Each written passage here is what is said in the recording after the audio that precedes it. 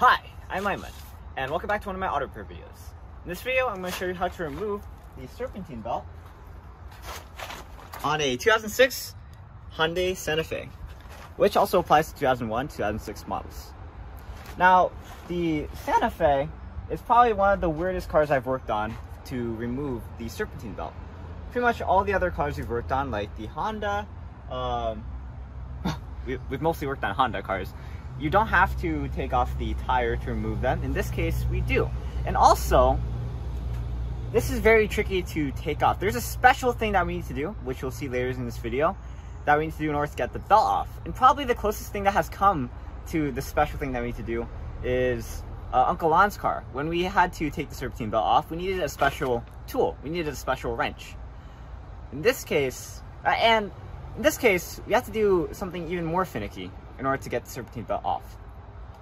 And I don't know, it's like the designers of this car, the engineers, it's like they want us to become engineers in order to figure out how to get the Serpentine belt off. And that's what I'm going to show you today in this video. Alright, so you don't have to take the cover off in order to take off the Serpentine belt. But in this case, we're working on something else. So we're just going to take it off so you guys can get a better view. Okay.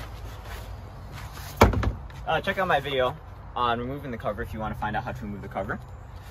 And real quick, let's just get a view of the Serpentine belt. Let me get my light.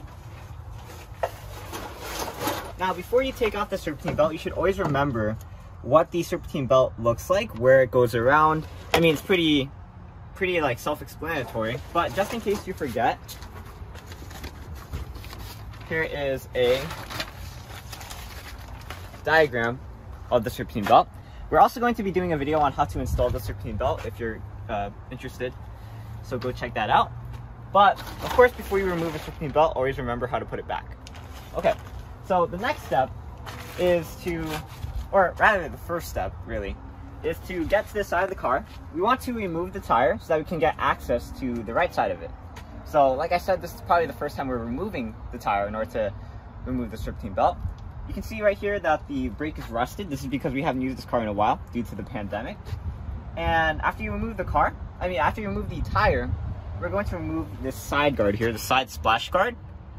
And for your process, you might have to remove the underside splash guard. In our case, our underside splash guard broke off, so we don't know how much it's restricting the movement. But if it restricts your movement, just take it off. So of course you gotta jack the car up in order to remove the tire.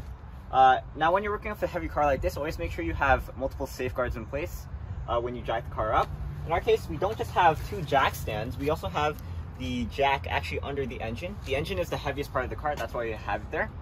But let's say you're just using a jack stand, you only need to use one jack stand by the way. You only need this side of the car. If you do use one jack stand, make sure you have something like a wood block or a dead block under the car, just in case the jack stand fails. Alright, with that being said, we're going to remove this side splash guard, and just let me get you an angle of the 4 bolts that we need to remove. There's one on the right side at the end. Okay, yep, you can see it. And then there are 3 up above here that are easy to locate. And there's one right behind, right above the axle. Okay, so let's just remove them. We're going to use my Milwaukee to make a quick work of this. Let me rotate this so there's no glare. And let's go.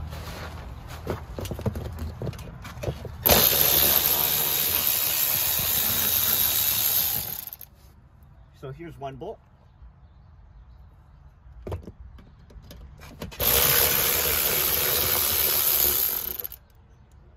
Here's 2 bolts.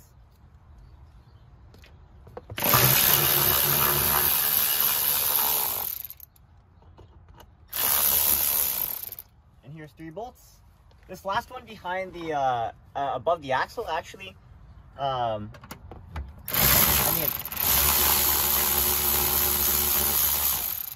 this one's interesting because it has a insert for a screwdriver here. But you can probably just angle your Milwaukee or your socket wrench to get it out. But if you don't have the clearance, just use a screwdriver to get this out. With this taken out, let's put this over here for safekeeping. We're just going to angle the side guard out to take it out. And you'll notice that it curves around the axle. So just angle it. Just first you want to pull this side out, and then you want to angle it around the axle to take it out. There we go. Here's the side splash guard. Put that in a safe place, and now we can get access to the serpentine belt.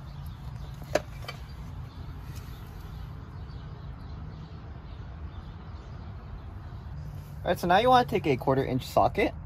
You're going to notice that on one of these, namely this part right here, there is a square shaped socket, and a 1/4 inch socket actually fits, or socket wrench fits into it.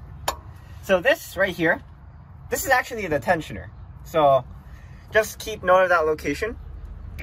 And you're going to notice that there's this little piece that goes over the tensioner, which goes over the belt. So just keep that in mind for later, because this is the special part that I was talking about.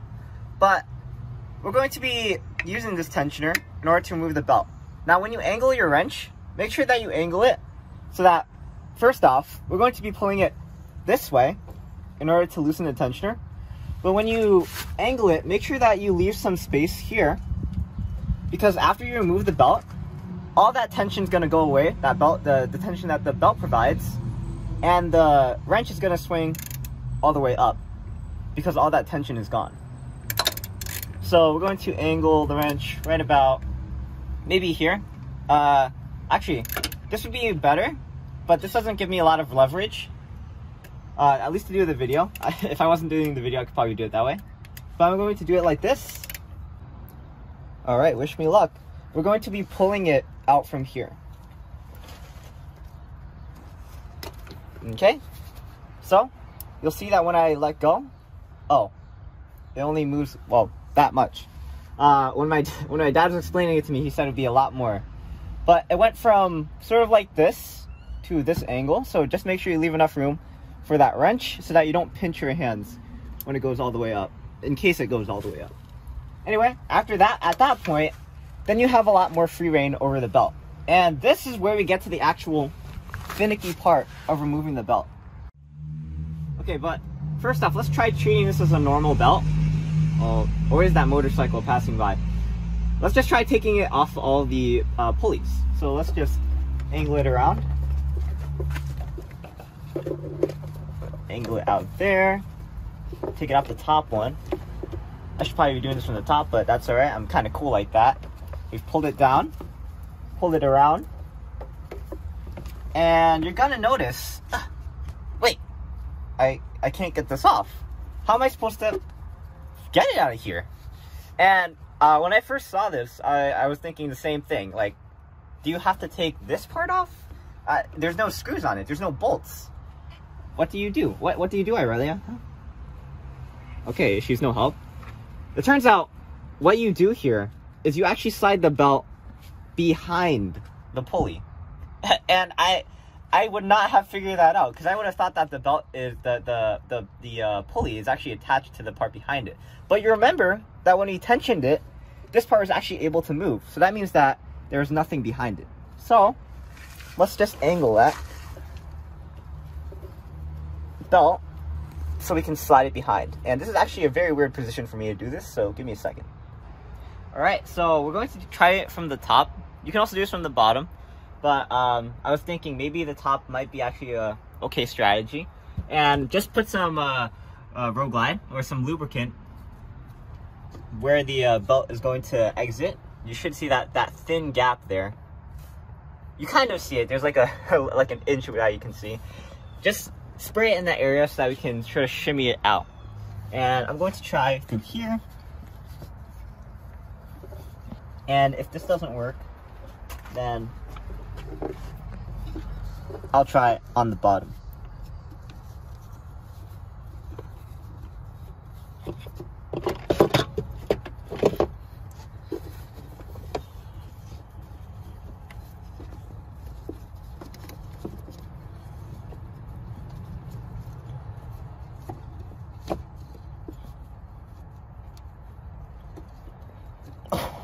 Okay, so I gave up on trying from the top. Let's try from the bottom. This is what I was talking about, guys. this is probably what makes the Serpentine belt on the Hyundai Santa Fe the hardest thing to remove. Okay, I got it behind it for a second.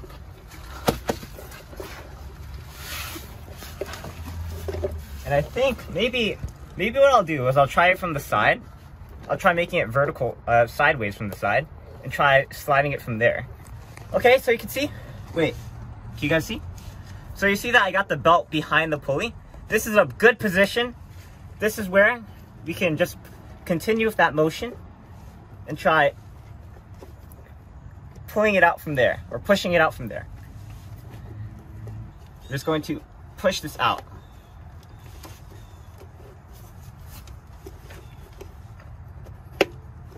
There we go.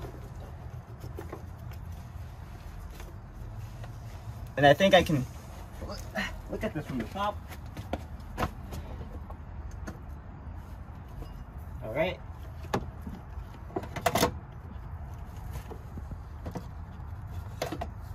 It's almost out, guys. Oh, okay. We just pull it out.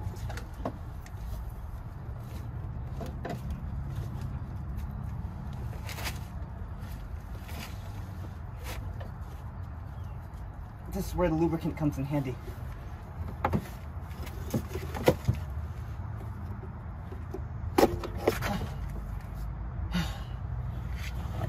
my God. So, please tell me we got that on camera. Okay. There we go. We finally removed the Serpentine belt. And my hands are shaking because that took a lot of energy. I mean, it's not even strength at this point. It's just getting it past the darn gap that they barely give you any chance to remove this. I mean, on one side, I guess that prevents the belt from like getting loose when it's in motion. Suddenly, just something gets taken out. But on the other hand, it makes for a really hard removal and installation process. And if you want to see me install this belt, go check out my next video on how to install the Serpentine belt. But for now, I'm Aiman, and today I showed you how to remove and actually how to just remove the Serpentine belt on a 2006, which also applies to 2001, 2006 Hyundai Santa Fe. That's all for now. Thanks for watching. Please like, comment, subscribe. Look at videos on EyeOnAiman, especially the videos on this Hyundai Santa Fe, and I'll see you there. But for now, signing out.